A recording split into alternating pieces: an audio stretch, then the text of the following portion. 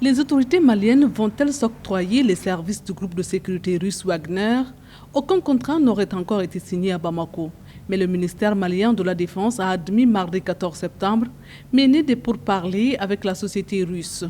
Une manœuvre qui ne semble pas ravir les autorités françaises qui ont annoncé le retrait de son contingent militaire présent sur le sol malien si cela se concrétise.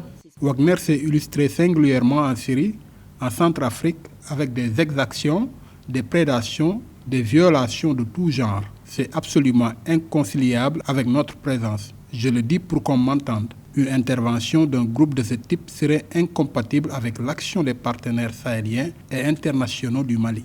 Au Mali, l'Union européenne dispose actuellement de plus de 1200 soldats et policiers chargés de former les forces de sécurité.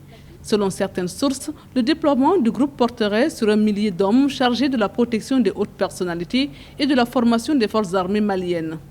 En contrepartie de ces services, Reuters évoque 6 milliards de francs CFA par mois et un possible accès à 3 gisements miniers.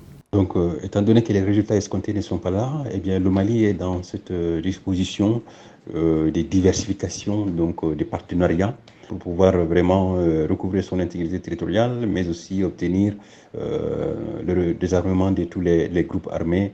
Si jamais la France quittait définitivement, quelles en sont les conséquences? Eh bien, je pense qu'il appartient aux autorités maliennes, donc bien sûr, d'évaluer les tenants et les aboutissants d'une telle éventualité.